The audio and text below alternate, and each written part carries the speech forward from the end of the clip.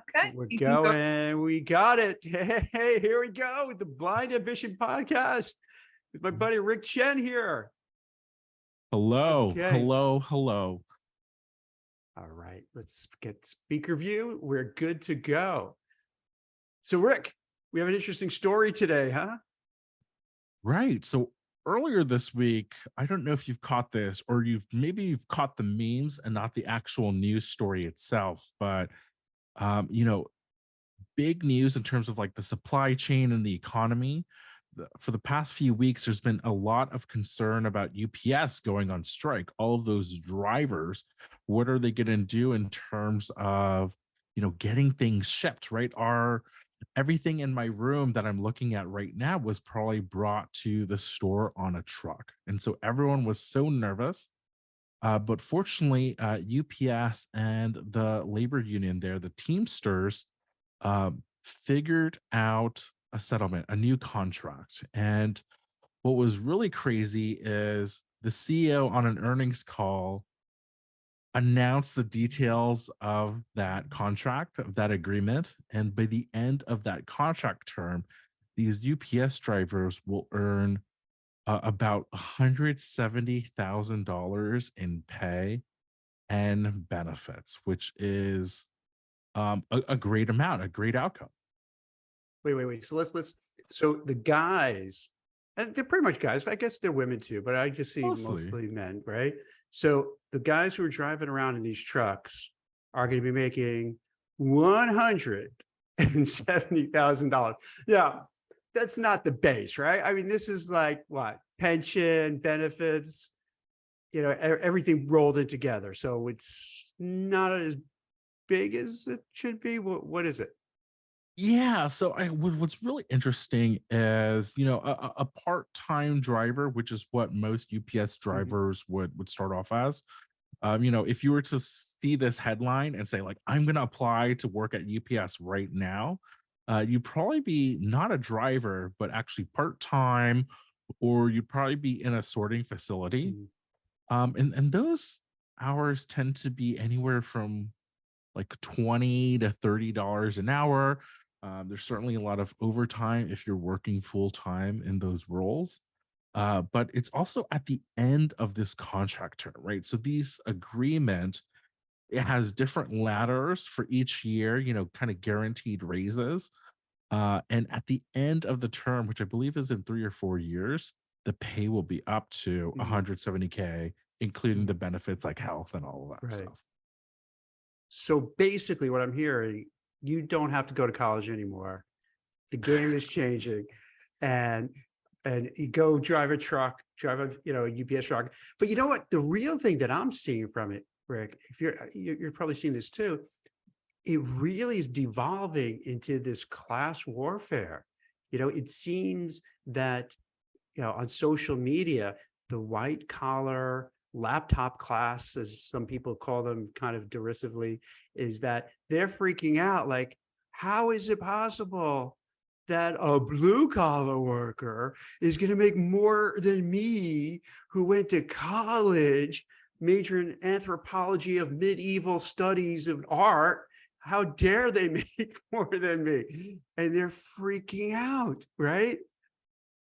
Right. I mean, I don't know if you've been on Blind lately, but we have a lot of these software engineers that are scratching their heads thinking, gosh, if you look at just base salary, because, obviously these UPS drivers, they're not getting these, generous equity packages or anything like that, or large cash bonuses. It's mostly cash. If you look at the annual salary of a software engineer, 170,000 is a lot more than many of these software engineers earn. So what's it? I don't mean to like, what is it for the audience?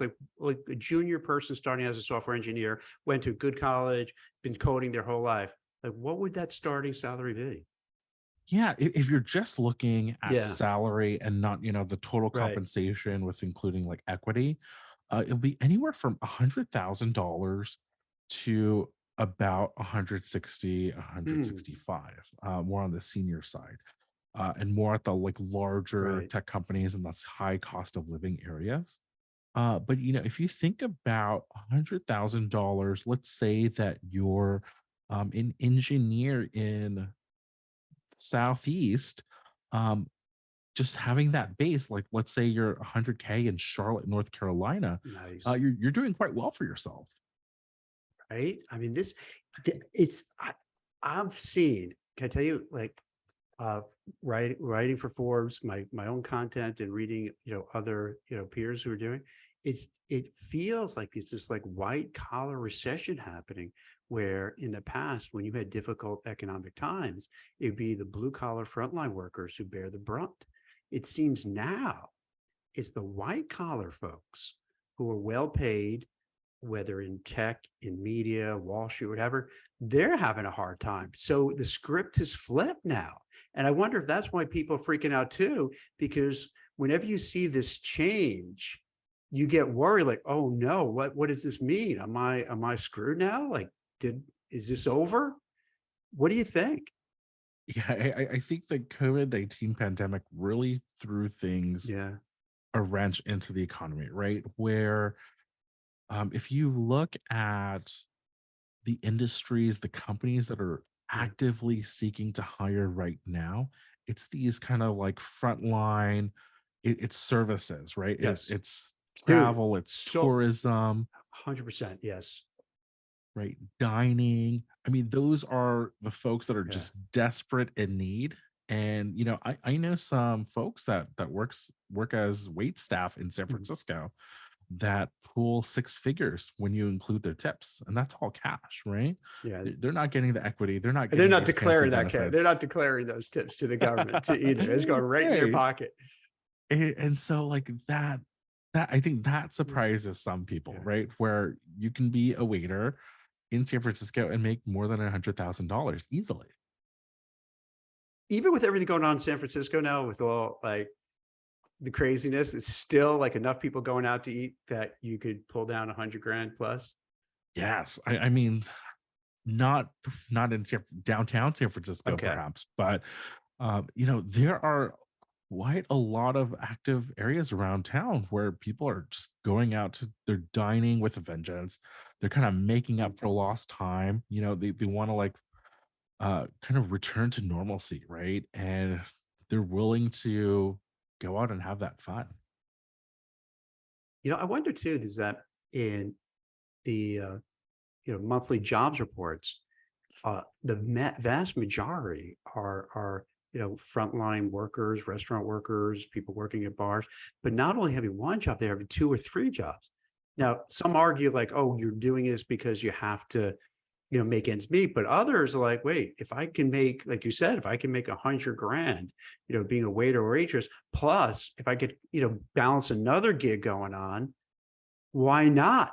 And so, and I also what I'm seeing with white collar workers, the part-timers and the contractors and the gig workers are eating their lunch. So companies are starting to say, do we need to hire someone on a permanent level, paying them like 200,000 a year plus benefits plus everything else, when we can maybe get somebody part-time for considerably less? So this is where I think also why people are getting really freaked out, because it's a confluence of events where it's like, wait a minute, we thought because we have this college degree from a fancy university, we're set and golden. And now you feel like the rug is slowly being pulled out from under you.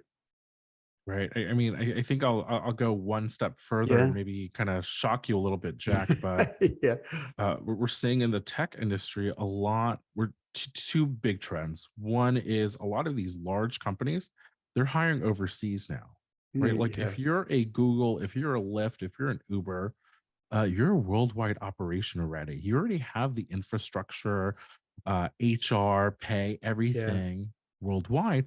Why not hire in Latin and South America where the time zone difference isn't too big, but I can also get a very skilled engineer that speaks excellent English for one third the cost, right? We're talking 60, 70K all in versus 200 plus TC. And that could be a big difference. We're seeing in Eastern Europe that's now being more popular in terms of like uh, Poland, especially being an overseas development center for these folks. It's not just kind of India and the Philippines anymore, but really worldwide in terms of technical skills, but also these like operation service corporate roles. And it seems this keeps going fast and furious. Like I think we've had, I can't remember if we have all of it, like we have remote.com, Deal, other talent. What was that? Well Found, Gusto which as is, well. yeah, where their whole mission is like, hey, exactly what you're doing is like, we're going to do all the back office stuff so you can send your people to all these different places around the world and save a whole lot of money on that arbitrage between having to pay people in the US or paying somebody in Estonia, or wherever. No, I think that's exactly right. And so, I mean, if I were to summarize a little bit, it's yeah, I think all along people, maybe people in the know, had known that companies like UPS and even the trades, you can earn quite a fantastic living, right? I mean, I just had a plumber come out to my home, and I spent nearly $500, and he was in my house for a little under an hour, right? So you think about Yeah. that guy just earned more than $500 an hour on an hourly basis.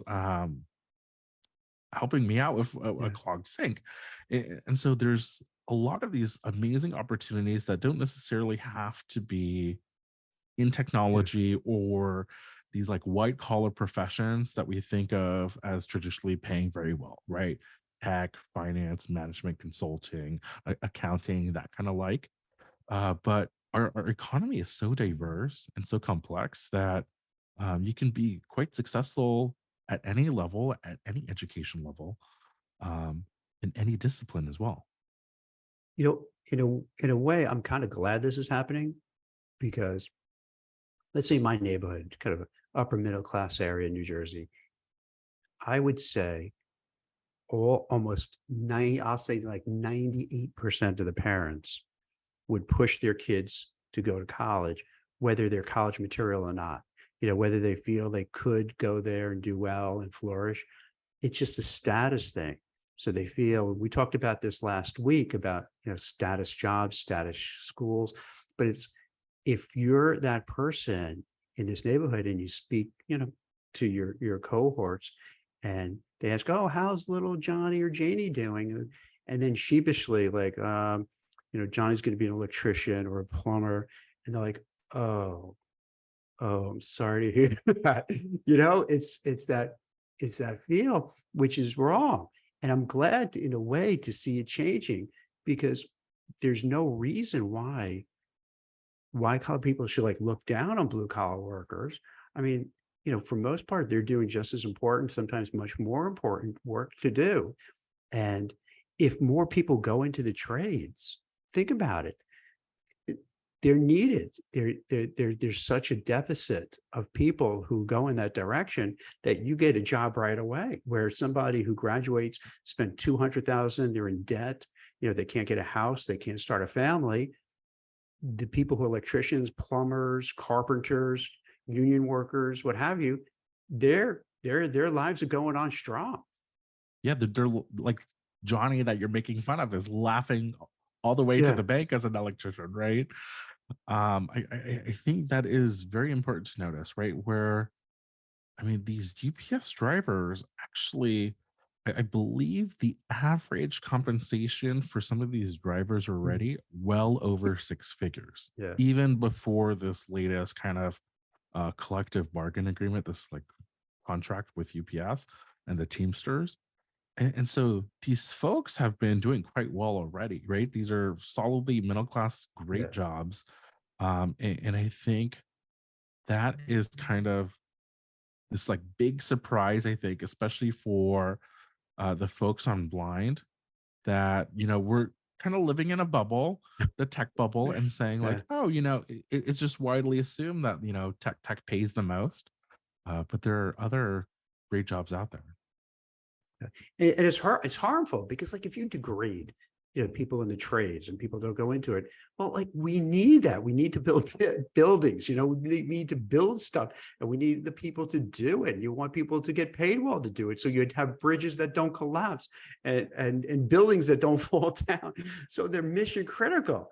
And like, why would, if you really about it, it doesn't make any logical sense if you step out of it. Like, why would a blue collar frontline person be less of a person or professional than someone who works in an office, who is just on Excel and just typing on some, work productivity thing all day long? I mean, I, I don't get it. It's just, we just decided, okay, one, we're going to give this halo effect, that they're great. The other is, oh, they're dirty. They're working with their hands. Ugh. Oh, Jack, I hope you didn't read blind this week, right? Because there were software engineers that said exactly that, right? Like, oh my gosh, I can't believe that these drivers are making so much in terms of the impact that our roles, our jobs have on the world. Surely you think that the technologist or the engineer is making a greater, more outsized impact. And I think it's really interesting because I read through that contract to see what else was in there, right? Like, are these news reports Yeah. exaggerating? Is this really great PR in terms coming from the union? Uh, but there are some things in there that appalled me, right? So But there where'd you see was that? Yeah. there was one clause that said the new UPS trucks Yeah. should have air conditioning, How, which how dare which they have air means conditioning? which means that a lot of these trucks don't have air Yeah. conditioning today, right? And so you're thinking about, you have a truck of 100 200 packages. It's the summer right now Right. everywhere but the San Francisco, so it's 80, 90, 100 degrees. You're out there in your truck, there's no door, right? Yeah. There's no like respite, and you don't even have air Yeah. conditioning. And so I'm glad the union got those boys some air Yeah. conditioning going forward. Right. But Imagine do that in like Phoenix oh or god, New Mexico or Texas. For, or even LA, right? Like right. right Oh yeah. now in San Right. Francisco, it's a balmy, I think 58, Not bad. Right. That's pretty which is nice. not bad. But yeah, Phoenix 110 or something. Oh god. And so I just think a lot of these things where you take a step back and say, well, actually that job is very difficult, right? Mhm. Like you're going out there, you're sorting, you're plotting out the logistics of like the best way to kind of hit your routes, and you actually have to like carry the dang thing in. And I don't know about you, Jack, but sometimes I go a little hard on Amazon Mhm. and I'm buying big, bulky, awkward things, right? So like I just bought a TV. Like I Right. was not carrying that up into my No house. way. But someone else did for me, right? And I'm grateful for that. And they should be rewarded accordingly. That's, I don't mean to go on a tangent here, Rick, but it does feel with Instacart, DoorDash, Uber, Lyft, we've become this soft nation where I don't have to get off my couch. I'm watching Netflix. I have Instacart bringing all my food over. I have DoorDash coming for my lunch and my dinner, right? And then I'm going to call Uber because I don't want to drive. And then they'll drive me wherever. If you really think about it, maybe it's not good. Maybe this technology is not good for us. Like, is that going to make us like really just soft and like, and just we don't leave the house and we just become these like couch potatoes, just consuming? I mean, I'm gonna like bully you a little bit, Jack, but welcome to my bubble. Yeah. I think it's really important that to know that like a majority of these Americans, like they don't use Uber or Lyft. Yeah. They don't use Instacart and DoorDash. They tend to be kind of like really urban, big center, Yeah. almost like coastal things, right? So it was really funny. I went to Montana and I was at the airport. I don't drive. I don't have a driver's license, so I can't Mhm. rent a car. I needed to get into town from the airport, and I thought, Bozeman, Montana, I'm not sure if there's going to be Uber out here, or if there's Uber out here, maybe I'll have to wait like forever to get Yeah. someone to, willing me to drive. Um, I get on Uber, there are cars, I get in, it's from the airport. So the guy asked me, like, where are you coming from? Mm. And I said, oh, I'm coming from San Francisco. And the driver goes, huh, that's really interesting. Like every person that I've, you know, taken from the airport this week has come from California. Hmm. Right? It's so it was a good reminder for me to think, gosh, like maybe just Uber is just like a real big like coastal thing, right? Where, if you're in the middle of America, you probably have your own car or truck and Mm. you're driving yourself from the airport, right? Or you're having a friend do it rather than using these services. Or you're actually going to the restaurant and picking up the food rather than using DoorDash or Instacart. And so maybe we're just We're in our a little little bit in a bubbles bubble, here, right? right? Right. Yeah. Well, I'll take the suburbs as part of that bubble too. Just not Yeah. it's just not the cities. Where, but the bigger question is this: what were you doing in Montana? That's interesting. So I wanted to go just visit the middle of the country, right? I saw an open flight, had some miles that were burning a hole in my pocket. They're about to expire. And I thought, yeah, like why not just go to Bozeman for a weekend? Oh, that's Um, awesome. yeah. But I think what's really interesting is just kind of how the economy works today is so different than even how it worked 1 or 2 years ago, and certainly 5, 10 years plus, right? And I think when we look at news like the UPS Teamsters agreement, we're probably going to see other industries come to that same realization, right? I think a lot of the news headlines focus on AI and this new like technological progress that are Mhm. going to eliminate jobs. But I think this UPS Teamsters agreement is a great example of, I mean, for that last mile, you're probably not going to have like a robot or a computer that's going to be able to, lift your TV up your stairs and place it in your living room, right? You still need that person. And so maybe it's actually these engineers that were getting a little too cocky on blind that should be worried because if anything, his job is probably going to Mm. get automated a lot faster than the UPS drivers. I'm a little worried about that, so that in terms of, let's say, the tech folks and white collar people in general, a lot of jobs are going to be taken over by AI. There's a big report from Goldman Sachs a while back saying, like, I don't would say the number is going to freak people out, but just the amount of jobs that could be taken away by AI is frightening. Um, on a separate note, it's interesting. Most of my family are the vast majority are blue collar type workers, and so I've been so on the front line of hearing them, what how they view themselves and how they view their like white collar, managers.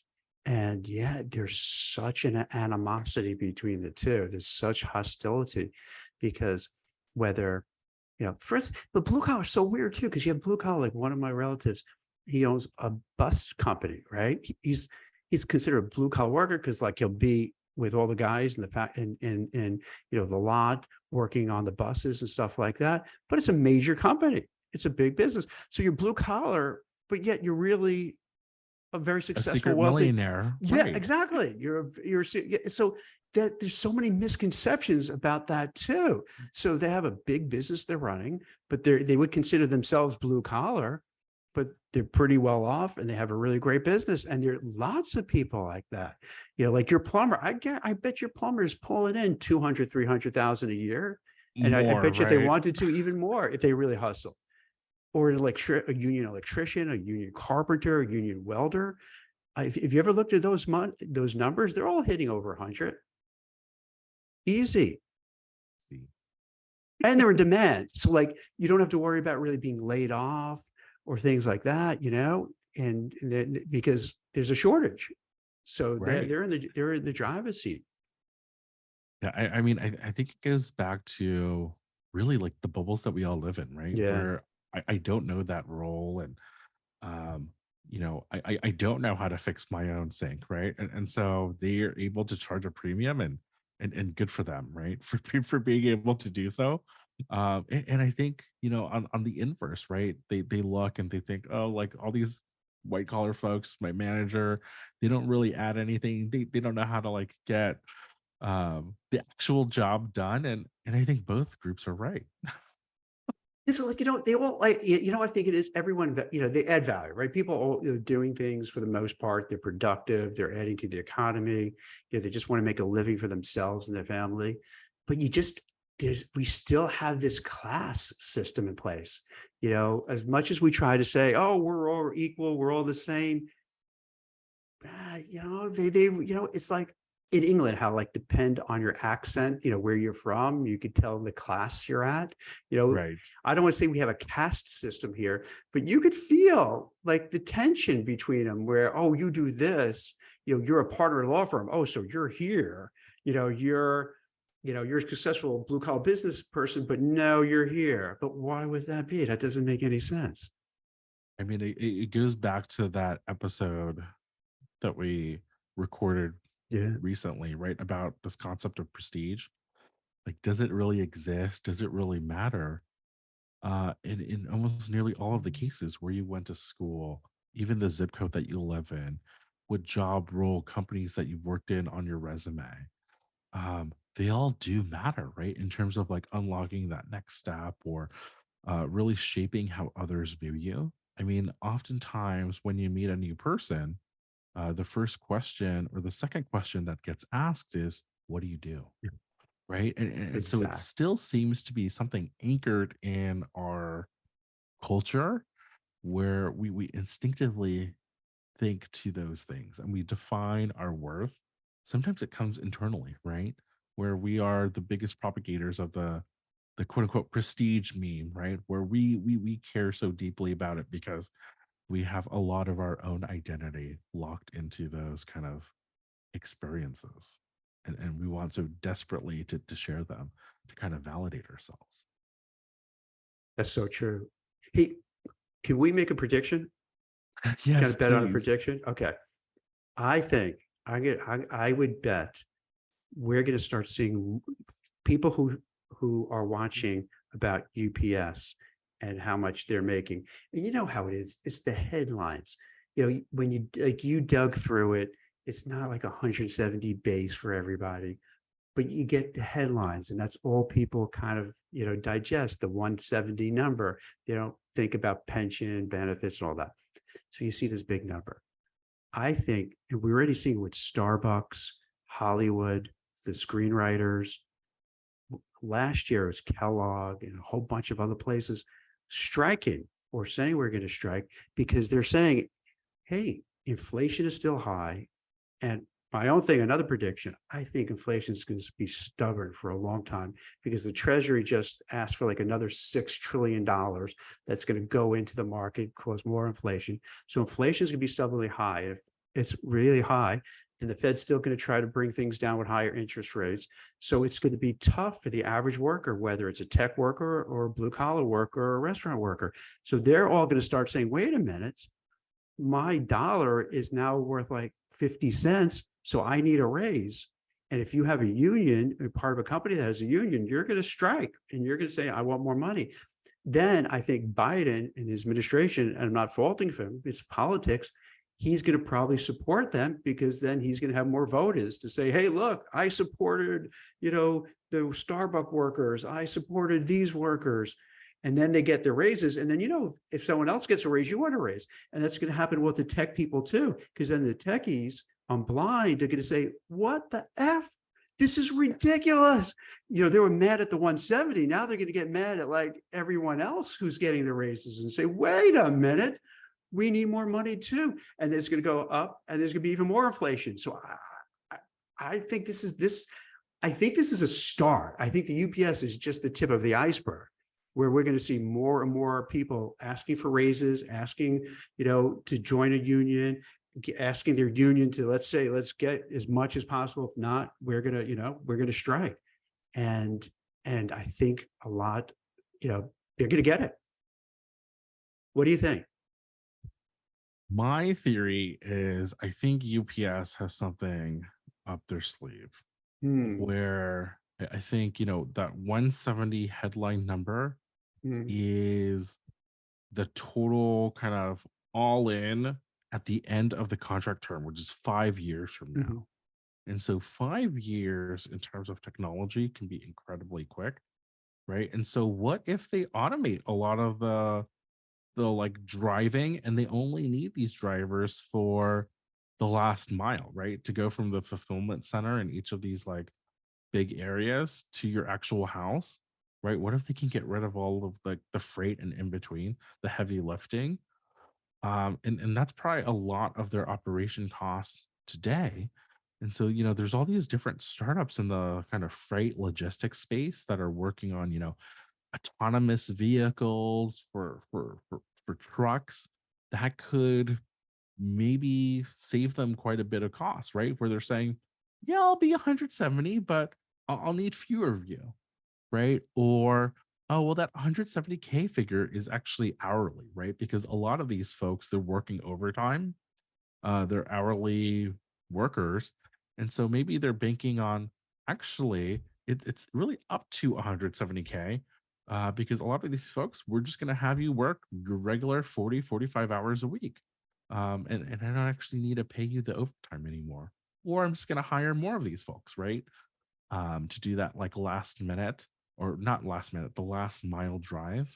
And so perhaps we're actually just seeing UPS get more efficient in terms of their logistics and operations, because I think people forget UPS is literally in the business of logistics and the Hmm. supply chain, right? And so if anyone is going to figure it out, it's definitely going to be UPS. My money is on them. My mind, you just blew my mind with it because I'm processing all of it. Because okay, so because I love a good conspiracy type theory, even this is not a conspiracy theory, but it does. I wonder now. I was like, I was wondering if you were going to go this direction. Is that by putting casting that net, that rod with like 170 in it, and it's tough to get blue collar workers. So I was wondering if you could go that direction. That hey, by saying that, but not giving all the details of 5 years and this and that, just they hear 170 right here, right now, right? So they're going to people be lining up. I bet you the amount of people applying for UPS jobs is probably through the roof now. Anyone who's Yes. unemployed, anyone who's in between jobs, and anybody who's like driving for Uber or Lyft or whatever, and feel like, wait, maybe 170, man. So I wonder if that was a tactical move too, to flex and say 170, but leave out all the fine. It's like the fine print. You leave out the fine Right. print. So now you get everybody doing. But then I love what you were saying about the AI, because yeah, because then all of a sudden you're gonna probably have AI. So maybe the UPS driver won't even be driving, and all the UPS person will do is getting the box, going to the doorstep, coming back, and that's it. And maybe you don't have to pay them that much after a while. Or maybe you have a little robot. We got to get Brad Porter, Right. who just From started. collaborative robotics. Yeah, maybe we got to get him on there, see how it is. Because let's say you have those robots who just, beep, beep, beep, beep, beep, beep, beep, beep, get that package, put it on the truck, take, beep, beep, beep, get it off the truck, and then just take it to the house. And then do you really do you really even need a human being at all?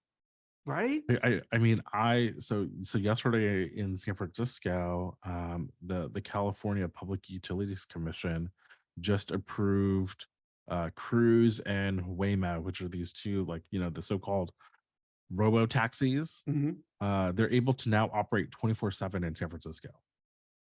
And I've been taking Cruise AV, ride hail almost every day for the last 2, 3 months now. And so I got an email from them saying, hey, we've got approved. We're probably going to start charging fares now. And I did the math, and a lot of these trips that I'm taking, um, the savings on Cruise are going to be 20, 25% less than an Uber or Lyft. And so even like Wait, can I say these, why now, why is that? Because it's just you don't have the person? Is that you don't have a human being there, so it saves everything? so yeah, Yeah. it saves a bit, right? And they can theoretically make more money because these cars, they never get tired. They could run 24/7, right? Whereas a driver probably is working no more than 7, 8 hours a day. right? Because they're going to get tired. And you, if you're an Uber or Lyft, you just need more drivers to sustain. But if you're a Cruise or Waymo, you just need to have cars out there, right? Software scales infinitely. And so the rates are 25% cheaper than Uber left. And now I suspect there's going to be, at least in San Francisco, there's going to be some price pressure on ride hail, This Uber is and wild. Lyft. Okay, so this is why I love doing this. This is so much fun because two things. One, this falls into the software developers and engineers who are saying, "See, I told you so. You need us because you don't need a human being in the car." So they're like, "So then, we need to Yeah. see. So yeah, we don't need a human." Second point, uh, you've mentioned this to me before. I would be scared out of my mind to go in a car without a driver. Maybe that's because I'm used to driving since I'm 16, but that doesn't phase you, huh? I think it might personally for me might be different because I've Yeah. never, driven a Yeah. single mile, a single inch in a car. Wow. Um, but what's really fascinating is, it's all programming, right? And so the computer knows on this street from X hour to X hour, it cannot turn left. And so it will never turn left, right? They see that stop sign and they come to a complete stop before starting up again, right?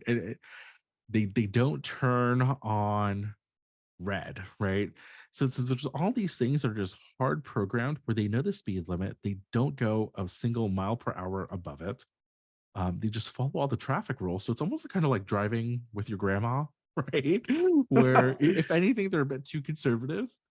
But I mean it's quite safe, right? It's quite predictable. You know exactly what they're gonna do. It's not like when you see another car and you're like, oh, you're almost like negotiating, like, is this guy gonna speed See, up a that's little what I bit? don't Can I get in? understand.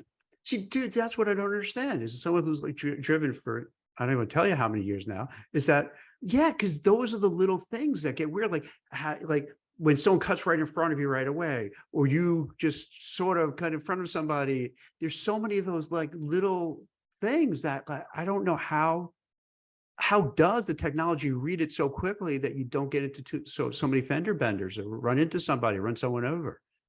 Well, it's just all like the technology, the radars, the cameras, right? So I mean, I went to the grocery store last night in a cruise car, and it was a part of the city um, that gets a lot of fog because it's closest to the ocean.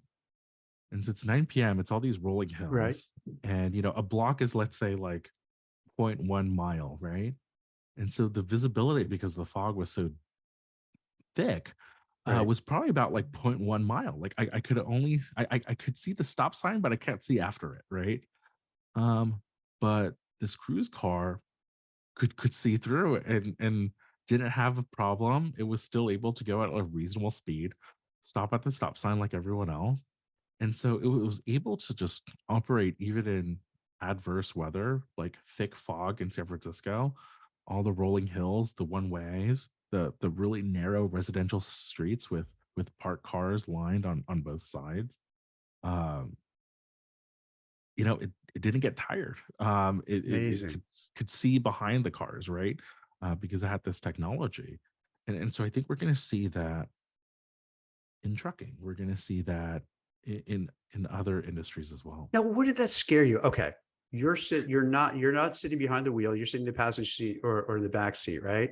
And then there's this big 18-wheeler truck barreling down at 90 miles an hour with no driver. You wouldn't, I admit it, man. I'm not a scared guy, right? Nothing really phases me too much. I would be a little freaked out if I see no driver in an 18-wheeler truck just hauling it. I would just get as far away as possible. But I think it kind of makes sense, right? So, Yeah, like, the Californians in the yeah, audience might understand this, yeah. but the drive from San Francisco to LA Mhm. is 5.5, six Yeah. hours. And for a large portion of it, you're going through the middle of California that's just very rural. Okay, And so makes sense. you're on the 5. It's straight Yeah. and it's the most boring drive ever. There's just like nothing to the left, nothing to the right. And so I could just imagine like you're just going to get a little bored, right? And now I think Cruise and Waymo, they don't have the ability to drive on highways or over like a certain, 30 miles an hour or something Right. like that. But I can imagine like, oh, I would want a truck to go down that straight 500-mile That makes stretch, sense. Yeah. Now right? that you say it that way, yeah, that makes sense. And they're probably operating at night, Yeah. right? And so it's safer. You selling me on this because I give you an example. I went to Asbury Park from where I live. So let's say an hour, right? It's by the shore. It was that's where like Bruce Springsteen got his start. So it's like a cool vibe. It's by the beach. It's Wow. really nice. And so you go down there, but when come back after eating, having a few drinks, and then you got to get back in your car. And I don't drive drunk, I don't drive drinking, so I think I'm okay. But then it's pitch black out, and then you got to navigate all these different turns. And now it's 11:30 at night, and I'm up at 5 in the morning, so I'm exhausted. So in a way, it does make sense to say, you know what, it'd be much easier just have that phantom driver just take me. I sit on the side, just chill and take it easy. Because I'm not going to lie, it gets a little for people who are in, let's say, New York City or a place like this, and it's you got to be like on. You got to be Oh, really I bet. paying attention because there's so many there's distractions. It's so easy to knock into something. So I could see the value. Just to go back with like wait with Cruise. Now, when you get that car, is it through a Lyft, an Uber, or do they have the cars themselves that you reach out to? Yeah, they have their own apps. And so it works Wow. So almost they, like, man. So they could disrupt Uber and Lyft to a certain degree. oh, I think they're already disrupting. I mean, think about it. So I was like a tester for Cruise for the last Yeah. 2-3 months. So all my rides were free. And so all Nice. of the rides that we're Yeah. taking, I would have otherwise took Uber or Lyft. Yeah. And so in my book, they've already disrupted You're the a game. test, you're a test, Yeah. a I drive mean, they test just, dummy. Is that right? yeah. I mean, Yeah. they took money out of Uber and Lyft's pocket, Yeah. like directly, right? Where it's free and money that I would have spent there. Now I'm, it's still in my pocket. See, this is Um, so crazy too, because like think about no matter what job you have or what career, there's always someone looking to disrupt you. So, all right. So you had, let's say in New York City, right? If you ever watch a movie or TV show with New York City, what are you going to see? Those yellow cabs, right? It's like the right. iconic yellow cab. So go taxi, right? Like that's a thing. Now in New York, no, not so much. Not so much. The people who bought medallions to have a taxi, at one point it went up to $1 million to get that medallion Wow. because the taxis had a monopoly on everything. Uber and Lyft muscled in. The people who paid $1 million screwed, lost everything, right? So now Uber Lyft displaces the yellow cab. Now potentially you have the self-driving cars for what? Waves, Waymo and Waymo Cruise. and Cruise could potentially, if not disrupt them, eat into their lunch a little bit. Wow. If that's not an argument for people, blue collar, white collar, whatever, to always be like vigilant, like what's next? Because it seems like no matter what blue collar, white collar, red collar, purple, pink, it's the world has changed fast and you just can't be complacent. In a way, it's exciting, but in a way, it's scary, right? Yeah, no, I think Yeah. it's exciting, right? Yeah. Because I think there are these jobs that we've never heard about 20, 30 years ago when I was going to school. I would never have thought that there was going to be a phone in my pocket that I could do, all my Never. finances in, right? And then 10, 20, 30 years later, in the present day, um, software engineers that work in financial technology, fintech, that's as common as being a school teacher Yeah. 30 years ago. And these things that we just don't think about, right? And so I think in the next 5, 10, whatever years, there's just gonna be these new rules. Like there's probably gonna be an engineer out there that is really excellent at giving prompts to these large language models like OpenAI, right? You know, like OpenAI, where you tell that, like, hey, um, tell me how to, like, what are things to do in San Francisco on a budget, right? And so I imagine in the near future, there'll probably be a prompt engineer that tells me, like, hey, Rick, actually, you can get better results if you say your budget up front and what you Mhm. like to do already. And so you can actually tell OpenAI XYZ instead. Um, and we'll just get better and more relevant, more personalized results and better results from AI or whatever technology is next. So I imagine that job will likely be new, just like we used to have switchboard operators, and now we don't. Now we're almost kind of going back where we'll have some kind of operator for this technology that they'll probably just refine our pitches or refine our statements. It's wild, dude. This is what I love talking to you. It's great. My mind is blown because it's racing with all these ideas. And but at the same time, I think for people who are watching it and will watch it when we repost it, kind of have to keep their eyes open to see where things are going because it's really fast moving. And like to be really fair, like I would not have thought driver's car get adopted that quickly. And it does seem that way. So you can't just sleep on this stuff. You have to really pay attention. Yeah, I mean, it's funny. I love telling the story about I was in the East Coast at a random tech conference, and during lunch there was that kind of icebreaker, and one of the questions was, "How far away are self-driving cars?" And everyone was saying 1, 2, 5, 10 years, and I'm thinking I just took one last night. You're like, wait a Like, minute, it's here. yeah, What about it's here. what about this? What is it? Job that basically Jetson car that was just approved about a couple months ago. Do you know what I'm talking about? No, I don't. I'll say something job but it's complete. I'm probably messing it up. Where they gave the approval is kind of like a Jetson car. You know the Jetsons, right? Yeah, of Where course. so it's Flies like and a flying car, basically. It's a quasi helicopter plane car. And I guess maybe that's the next thing that'll be going on, right? So we have, let's say in New York City or Philly or LA, where the traffic is just insane.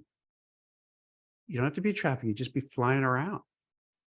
right? I mean, that's already like in the works, right? Like I believe I was reading United Airlines is investing in electronic, electric rather, electric airplanes. So instead of, having this like really small propeller plane that takes you from like Denver to Mhm. Vail, you'll just get into this like little electric vehicle and it'll take you the same distance. So I can imagine just like all of these like little things that they're working on already. Like one of the like the largest airlines, which is probably the most like old school traditional Right. industry ever, United somehow is figuring out a way to really inject technology into things, and they're probably very motivated to make that a reality sooner than we think. We have to get on the show. Like think of like all these really cool stuff, right? Like that'll blow people's minds and get the people who are working on it to talk about it because it is incredible. It's and what's so wild too is because there's so much online where everyone's, oh, America is terrible. This sucks. This is awful.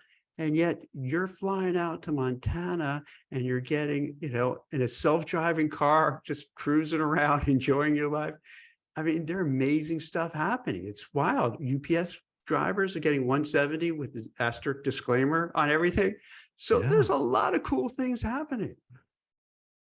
And I think that's the kind of the beauty of technology, right? I think that's the good reminder that I should Yeah. share with my blind community, my audience there, is the beauty of technology isn't the high Mm, TC or the prestige that comes with saying that, hey, I work on yeah. self-driving cars or I work at Google. It's about the progress, right? It's about the scale and the impact that you're being asked to do and make every single day. And I think, we used to just dream about self-driving cars. Like my parents used to like tell me like, oh, Rick, you should really learn how to drive. There's not going to be a car that's going to drive itself. Now you can say and you and don't know what here you're I talking am, about, mom and yeah, dad. having the last laugh, right? Where I'm Yeah. like, it's like almost like a. Do you remember in grade school, your like math teacher would Yeah. say like, oh, it's really important for you to Yeah. like learn these Right. formulas. You're not going to have something in your pocket that's going to be able to do it for you. Well, Wrong. wrong, You're- right? I'm guilty of that. How many times I've told you, not on the show, but hey, I'll show you how to drive. You should learn, like, right? I was like your parents. I'm like, oh, come on, you Yeah, gotta know how to exactly. drive. Now it's like, I wouldn't say that now. I'm like, yeah, you don't have to drive. It's Yeah, like silly. Jack, I'll get you into one of these cruise cars, and I'm and, gonna and do it. you'll I'm you'll gonna go out you'll to roam San around. Fran. Because I don't think they really have it in New York, do they? Or It's Philly or I think the furthest east is Miami and Nashville. really? Yeah, Nashville. Okay, cool. I'll go down to Nashville. Nashville. Yeah, we'll hang Yeah, out in Nashville or Miami, and let's do we'll it. take Yeah. a cruise car together. Absolutely. I got to try it. I got to see it. I got to face my fears of not, because Being I'm in also, control. yeah, I'm not good. Also, if I'm the passenger and someone's driving, I'm still a little uncomfortable. I like being in the, I happen to like driving. I enjoy driving and playing with the radio.